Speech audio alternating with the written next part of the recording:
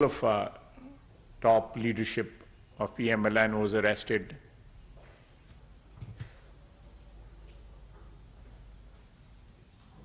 Our leader, Nawaz was arrested. He came back from UK to surrender. His daughter was arrested. The present Prime Minister was arrested. His son was arrested. Their nephews were arrested. But never there was a sort of resistance to being arrested. I was picked up from Embassy Road and remained in jail for almost 6 months. My wife appears in the court. Almost 3 years. My wife, my son. So the victimization of the opposition was unprecedented. We have checkered history, political history of in our country, where politicians were victimized during martial laws, during military governments. But this sort of victimization and hounding was never there. Politicians were hanged. Bhutto was hanged. It was a judicial murder. Bibi was martyred by Benazir Bhutto was martyred by the terrorists. Nawaz was removed from government thrice. But we never resorted to the methods or sort of things which are taking place and have taken place in last 3-4 weeks, violating the law, violating the Constitution. So we are actually governing this country, the present government, under circumstances which are pretty difficult, both administratively speaking, financially speaking, and obviously, ultimately, politically speaking also. So this is a backdrop in which we are at the moment governing the country and trying to give the best.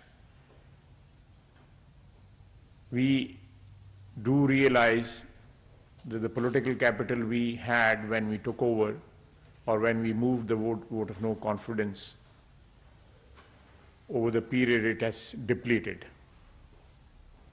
We have paid a cost.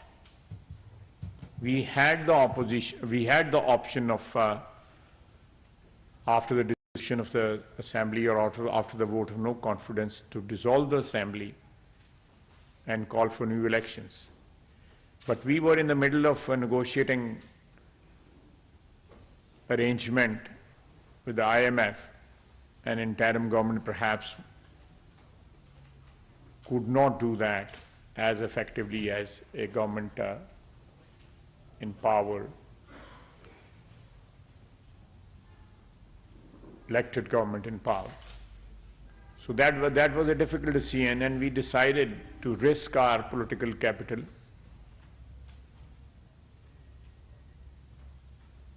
and stay in the government despite the fact that we knew the risk of losing the political capital is there or was there. Even today, we are trying to manage the situation, and every day there is a crisis precipitated by Imran Khan, and we are handling it. And inshallah, we'll come out of it successfully. And governance in the coming days, coming weeks, coming months, the economic situation, all these things which are the moment at peril will improve, inshallah. I'm ready for questions. Thank you. Before we open the floor for questions and answers, we would like you to see a video that when the police went to arrest Mr. Khan to comply with the orders of the court, he just not only defied the orders, violated the law, but also attacked the policemen, and also how he used women and children as human shield. So once you watch this video, and then we'll open the floor for questions and answers.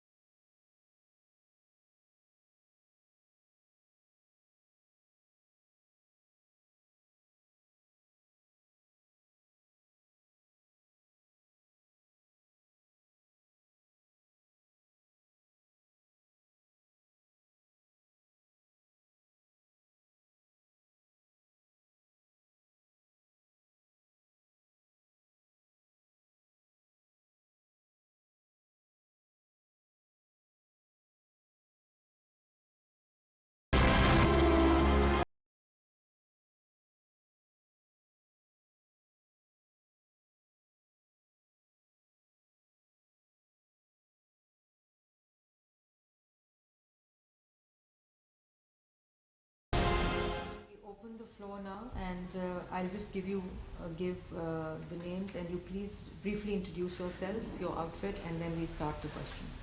So I'll start with BBC, Charlotte Times. Sorry? Are you from BBC? No, Times. Times, okay. So we start with you, Charlotte. I don't have a question. You don't have a question. Sophia? I'm CNN. Assalamualaikum. I'm the Pakistan producer for CNN. I think from the video that we've just seen, and from a lot of videos that we're seeing generally from people on social media, there's clearly a lot of civil unrest in this country. My question is, Imran Khan had tweeted on Tuesday night in the midst of all that chaos that he's willing to engage in talks. And I recall the Prime Minister had also said on Monday, and I know a lot has happened since then, Monday the 13th, that he was willing to engage in some semblance of talks. Again, a lot has happened since then, but is there reluctance on the PTI side, or is it from the government side? Is there any possibility whatsoever that talks can take place at all with all of political stakeholders as of right now? Thank you. No, since last 1 year, and even when he was in power, we made an offer of building up some sort of consensus, at least on our economic policies. Now that offer was rejected and spurned by the then Prime Minister. During last 1 year, he has offered to talk several times with the establishment, with the military leadership, but not the political leadership. That is one. despite the fact that opposition or the present government was willing to talk on so many occasions in last 1 year. But he kept on insisting and went to the extent of that time trying to approach the present leadership of Pakistan Army, and they are not responding. I want to talk to them, I want to meet them.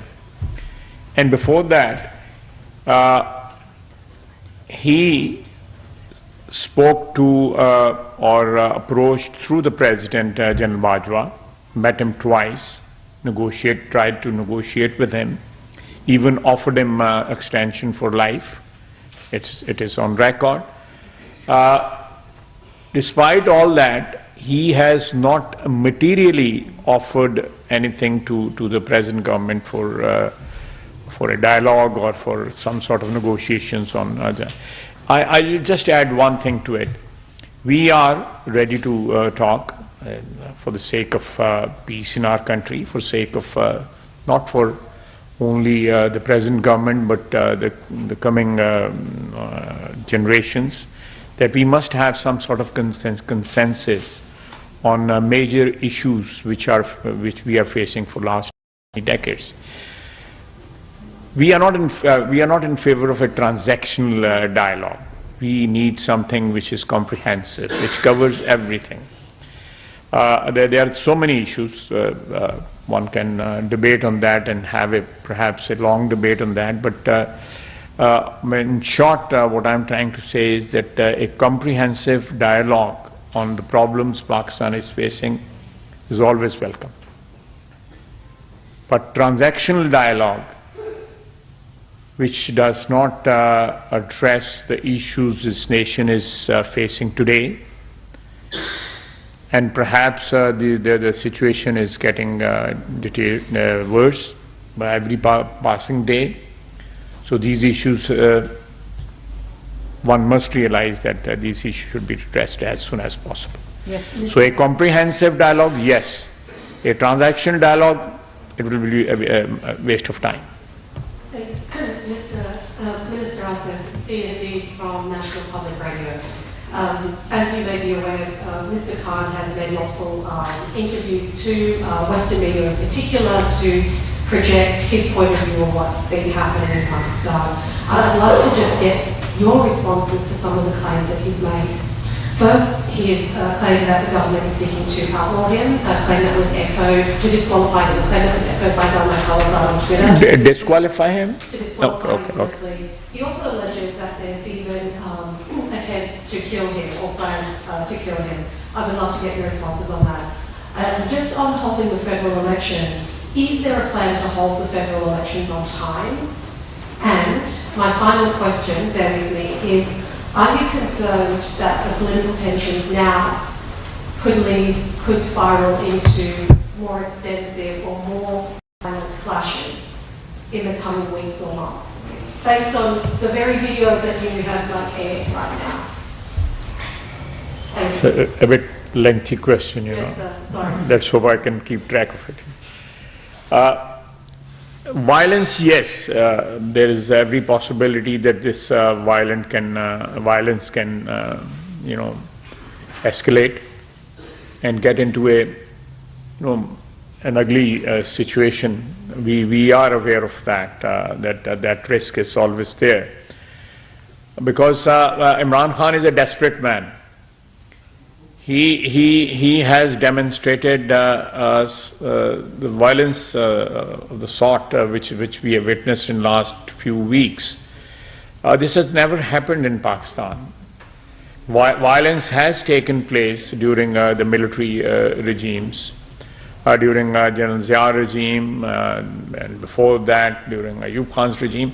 But political governments have never resorted to violence against their opponents. Yes, there are victimization and cases and imprisonment, but this sort of violence from an opposition party, organized violence against the state machinery. So this is something which is unprecedented in our history, despite the problems we have had over the last 75 years. But this can spiral into something little obviously ugly, and but government has the power and the will to control any violence which is triggered by Imran Khan and his supporters. Coming to his allegation that IG Islamabad or IG Punjab or Chief Minister Punjab, they are conspiring to murder him. This whole thing is so scandalous. This allegation. He's just trying to create some sort of atmosphere where his followers are ready to believe anything he says. You know, it's like a cult. You know, the world has witnessed over decades and centuries where people have, the leaders have created cult, and people have followed them blindly, believing everything they say. So this sort of cult following is here in Pakistan also these days, but this will fizzle out, and this allegation of conspiring to murder him, I think this is stretching a bit too far. The sort of lies he has been fabricating over the last 1 year, starting with Cypher. I'll again say that on one hand he's he was accusing General Bajwa of conspiring against him or aiding his opponents, and on the other hand he was offering him extension for life, and then accusing the United States of America of conspiring against him, taking even names, and now he's again flirting with the American government through lobbyists, and approaching them for some sort of intervention or some sort of aid or help, because they are victimized, so-called victimization of PTI in Pakistan. So he'll tell you one thing today, and tomorrow he'll tell you something which is diagonally opposite, completely opposite, So his utterances are completely irrational. Perhaps his followers do believe whatever he says, but most of the people have lost track of what he has been saying over the last 1 year.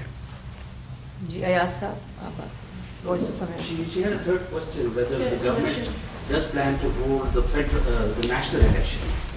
Obviously, national elections are due in October, and they will be held on time. Now I will follow up on that question. They were due also on the 30th of April. And there were no national elections, provincial elections. Punjab provincial elections were due on 30th of April. Then the CN has been taken by the Election Commission. They are, according to the Constitution, that is the body which is supposed to hold the elections and empowered to hold elections. But that very order has been called into serious question. The IMF has rejected the claim that it has anything to do with holding of any constitutional practice in Pakistan, like holding of the Punjab elections, number one. IMF? Yeah. No, I'm not aware of it. Yeah, they gave a press release. Because this is a factor mentioned in the election order, that because of the understanding with the IMF, the government is unable to provide funding for the elections. That's number one.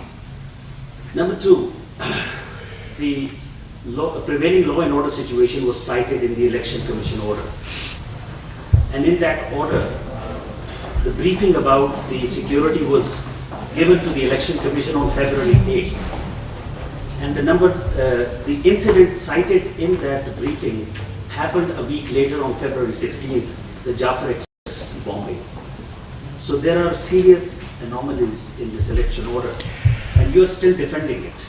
No, but let me, since February, in last 1 month or couple of months, the security situation has definitely deteriorated, We lost a senior army officer day before yesterday to terrorism. The terror incidents have increased. They have escalated over the last 2-3 months. So that's not something. The evidence is there. That's not something which is something of our imagination or something which we have concocted or invented, you know.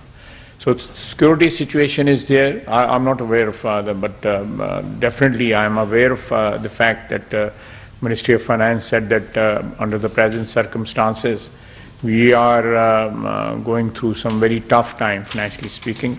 So we will not be able to provide funds for elections, which are, if you hold these elections now on 30th of April, and then again in October. So you are providing funds for the elections twice in a year. Secondly, the commitment which our army has at the moment because of the internal and external threats, they said that deployment for almost 1 month. It takes about a month to deploy forces for elections on polling stations, and especially the static duty. They have to take over the polling stations as it happened in 2018. You know, they manage the polling station. So that sort of duty, they showed their inability to man the polling stations. So these 3-4 reasons were stated by the Election Commission, and these reasons were given to them by the federal government. And based on these reasons, they have decided to postpone the elections till October, and they are given the new date, which coincides with the national elections, you know, the federal elections. Jifar from VKB and DW.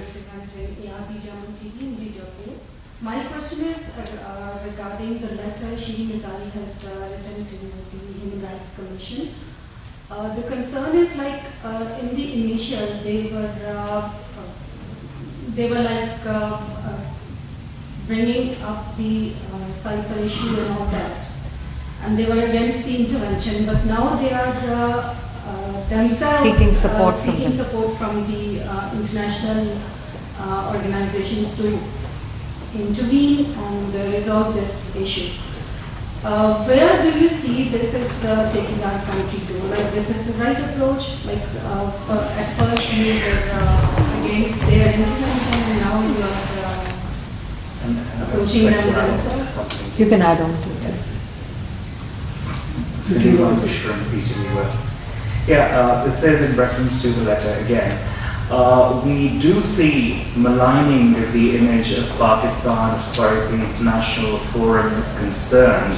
Pakistan is already in a very vulnerable state, right? And we can't afford any such things. All the contradictory statements given by Mr. Khan in the past as well, they're not really making sense if you look into it, practically and pragmatically speaking. So what is going to be the government's plan of action as far as like a buffer strategy is concerned, as far as mitigating any negative impact on the country is concerned? You know, as I said earlier, that Madam Mazari, her party in last 1 year, almost for 7-8 months, they were accusing United States of America for dethroning Imran Khan. And they even took the name of an official in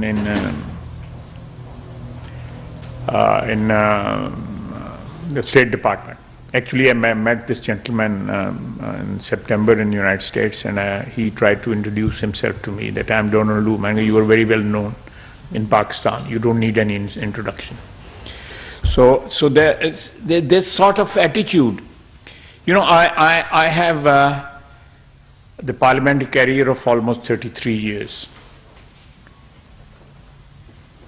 I have never gone to a foreign government whenever I was victimized, you know. I was imprisoned by General Musharraf. I was in Atak Fort. A political prisoner or a political worker cannot even imagine what sort of the cells and dungeons are there in Atak Fort. It was built in 1561 by Shahanshah Akbar. So we never appeal to a foreign government or United States of America. And after accusing them for almost a year of conspiring against PTI government, you then seek help from the same people, from the same country. So I think it's a disgrace for any political party or worker even to seek foreign help for whatever he's. I think my commitment to whatever I believe in should be sacrosanct, and that should be within the ambit of my commitment to my country, to my ideology, whatever is that. And seeking help from abroad is, I think, it's treacherous, and it amounts to me. It amounts to betraying my country. They can fight it out. We can all fight our battles within the ambit of within the norms, political norms of whatever we have in this country. I will never. Tomorrow, these people can even appeal to people across the border for help, or some other countries who are. They actually declared the United States of America enemy of PTI or enemy of, and now they. I think they can do it. They in this. If I can say that they're absolutely shameless, That just few months back you were accusing a country of conspiring against your government, and now you are seeking help from the same country, hiring lobbyists over there. And people, the politicians over there, the government has not spoken, United States government has not spoken against Pakistan, or they have not commented on our situation, political situation in Pakistan. But there are politicians over there, or former diplomats over there, who have commented in favor of Imran Khan and his party, which again, they have lobbied over there, asked people over there to give statements in their favor, which again I think it's not very respectable for a political worker to go and seek help from abroad and ask the politicians over there to give statements in their favor. And seeking help, and they are speaking, the politicians or congressmen or senators or diplomats are speaking in their favor. I think they should, those people who are commenting on the situation in Pakistan, they should also think that Pakistan's situation is, alhamdulillah, is much, much better. It's peaceful. We have our government. It's an independent country. What is happening in Kashmir and Palestine? Why don't they speak on that? What is happening over there? The genocide is taking place in on these two locations. They should speak about that. Mr. Zalmay has spoken about Pakistan's situation. There are people, tens of thousands of Khans are in transit in Pakistan. They have become a liability for us. He should be speaking for them, that they should be sent to America as soon as possible. That is what the arrangement calls for. These people are in transit. Tens of thousands of people. There are close to 200,000 people in Pakistan who were brought to Pakistan after the fall of Kabul to Taliban's, and they're still here. Why don't they speak about them? Why don't Zalmay speaks about them? He belongs to Afghanistan. He owes it to them. He should speak about them. He should actually speak to his government about them, that they should be repatriated from Pakistan as soon as possible. Pakistan is already, burdened with 5 million Afghan refugees, they have actually swamped our economy over last 40 years. So we want to live in peace. We want to live in peace with Afghanistan, with our neighbors. But these liabilities, it's time that these liabilities which are on our shoulders, these liabilities should be liquidated.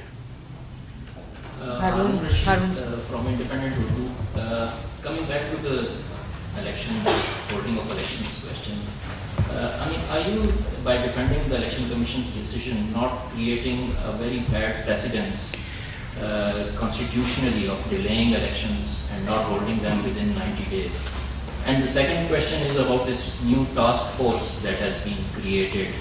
Do you have any details you can share about to stop criticism of establishment, the military and other news today on social media? No task force has been created to whatever you were saying, I'm not aware of any task force, A committee has been formed, I'm aware of that, I think there are 4 or 5 members of those, whatever arrangement has been made, but no task force, I think task force, the word task force,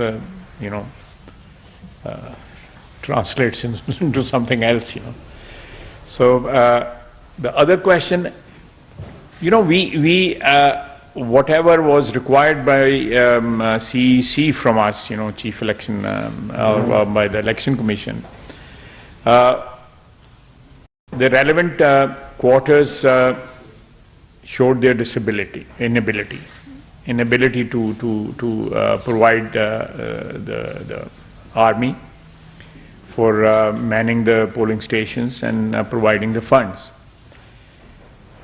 On basis of those two and other reasons also, the decision was made by Election Commission.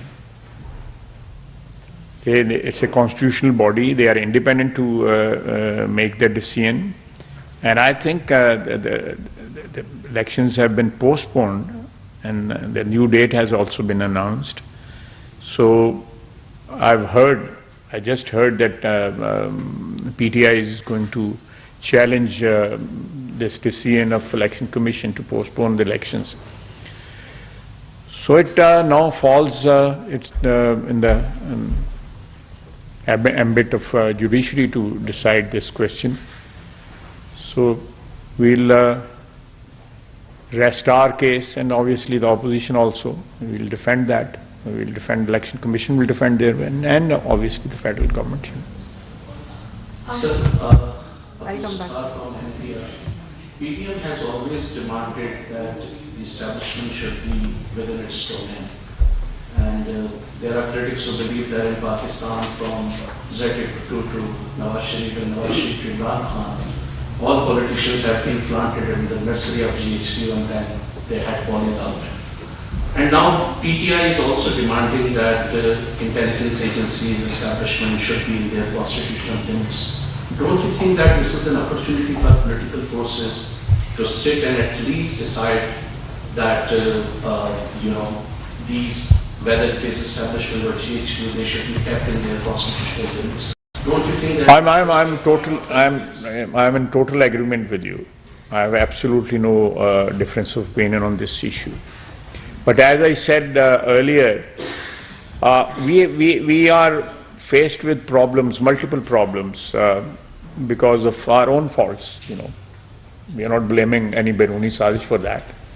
These are our own mistakes. Over the years, as you have just mentioned, the military takeovers and abrogation of constitutions. All these things are. It is our collective responsibility and liability to sort out these things. That is why I said that there should be a comprehensive dialogue to sort out these things. I'm with you on this issue, 100%. There must be a transactional dialogue will not serve any purpose. A comprehensive, the ruling elite of this country, the components of power structure in this country, the judiciary, the politicians, the legislature, the executive, our defense establishment, media, the big business, people who are privileged. They can manipulate the system. They have the power to manipulate the system. All these components. They must sit together for the sake of peace and harmony in this country and establishing something which you are asking for. That put to an end this trespassing of territory by different components of power. Am I clear? Yes, please. Sir, you raised you said yourself the security situation is ideal and defend the decision of the election commission to defer the elections in the two provinces. My question is, how do you guarantee that the security situation will become better in October and the election commission will not cite similar reasons to further postpone the elections? I hope not, maybe I cannot guarantee anything, that in 4 months or 5 months down the line, the situation will be much better and Pakistan will be, peaceful and there will be no, I hope, I pray that that happens, But let me clear, there is a fear that if, like in Punjab, if the elections are held now, so the framers of our constitution, learning from the experience, they thought that elections should be held on the same day. Because when the elections were held, like in 1977, the elections, provincial assembly elections were held 3 or 2 days later than the national, later than the National Assembly elections. So there were gaps, or the elections were not held for all the provincial assemblies and the National Assembly at the same time. This sort of provisions were added into the constitution to hold elections on the same day, that if there is a provincial assembly, let's assume the Punjab assembly is in power and their elections are not due. So this will ultimately create a situation where Punjab's hegemony will become almost permanent on the rest of the federating units. I hope you understand what I'm saying. So that hegemony will obviously be, will be grudged by other federating units. So that was the spirit when it was decided that these elections should be held on the same date. So there is no manipulation of the elections, and the idea of interim government was introduced, because before that, there were no interim governments. So this whole exercise, I'm not going into. I'm just trying to, not justifying anything or not supporting anything, but I'm just explaining the philosophy behind this concept. The concept was that the manipulation of the election can be eliminated. But if they are held on different dates, in my opinion and our experience over the last 75 years has been that the hegemony of obviously the biggest province will be perpetuated. Yes, Sophia last. Asim, I'll come after you. First, Sophia. Just very straightforward. Does the PDM government believe that the best way for Pakistan to get out of turmoil is for timely elections to take place? Yeah, we do. Short and crisp. Last question, Asim. Sir, there is a number of people sitting abroad outside the country, and they are continuously blaming Pakistani institutions and maligning different institutions and saying that they are, like RBG and Pakistani intelligence agencies are involved in torture and other things against a political party. And what do you think, what do you have a strategy to deal with those people, because some people are Pakistanis and some are dual national. So how do you have to deal with them?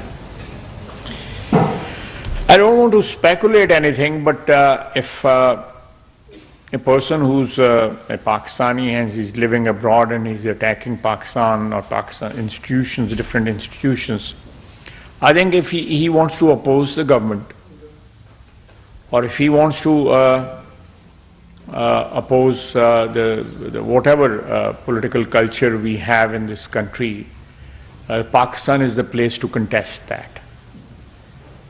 Sitting in a third country, people do go into exile, People do go into exile. This is very common. It has happened in so many countries in the world, you know. The history is full of examples. But undermining your country of birth, undermining the country which has given you identity, sitting in some foreign land and talking about and most of it which is being said abroad today is a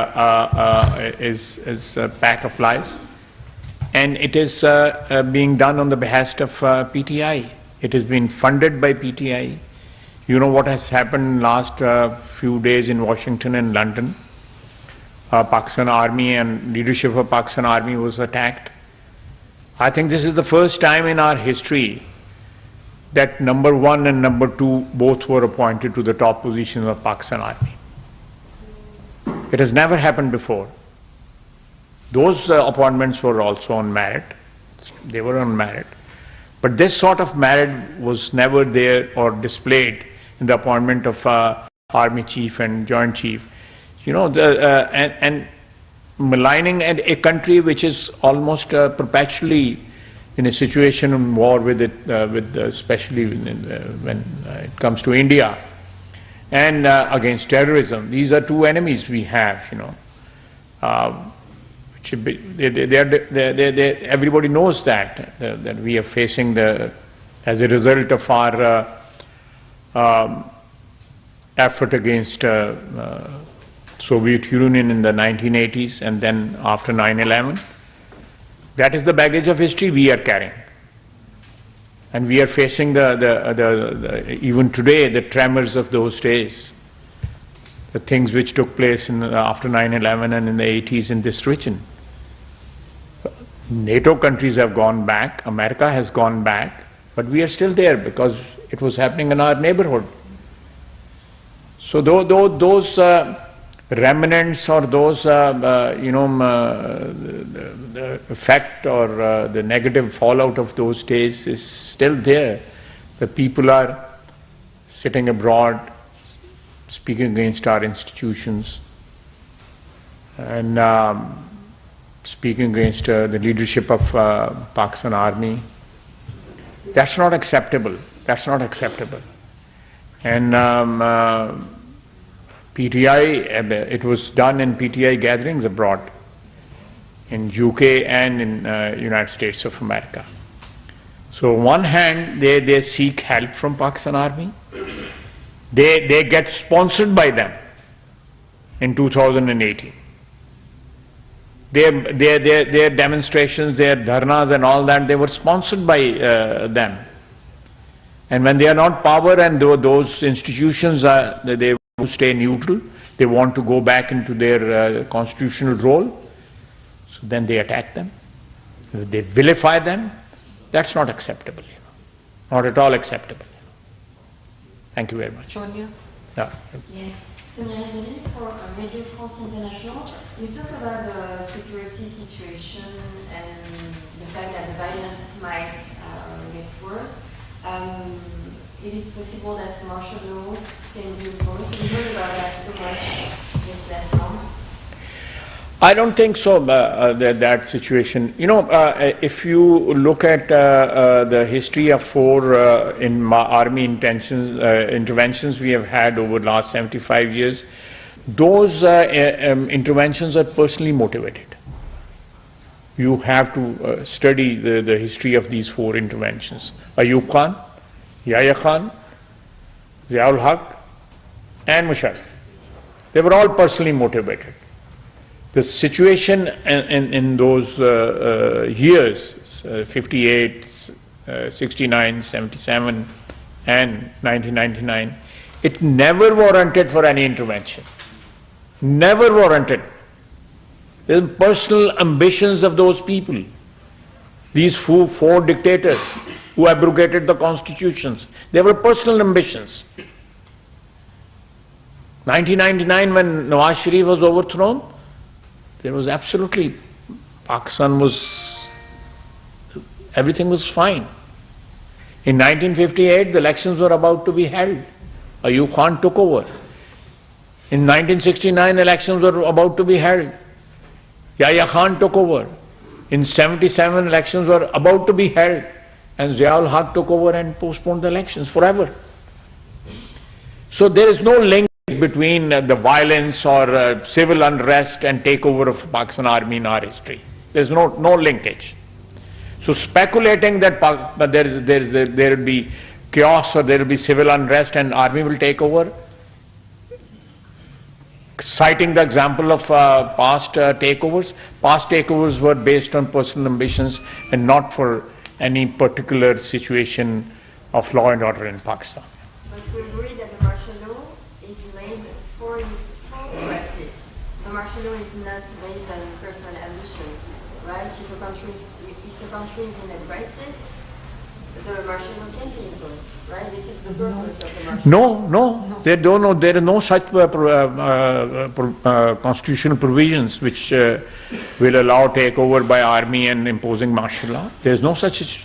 The situation, if there is civil unrest, the civil governments must be, they are responsible under the constitution, and they will tackle the, and if in that process, if they have to call the army in aid of civil power, it is in the constitution. But taking over the country is abrogating the constitution. There is no room for that in our constitution. On 4 occasions in the past, I've just cited the years also, it was personal ambitions. They were all ambitious people. They were all ambitious people. So what you're suggesting or predicting that the current military leadership has no personal ambition? Absolutely. You are absolutely right. They have no personal agenda. Their agenda is for Pakistan, to defend Pakistan. The leadership of Pakistan Army at the moment, their only agenda is to defend Pakistan internally and externally. Thank you very much. वज़ीर दिफा ख़ाजा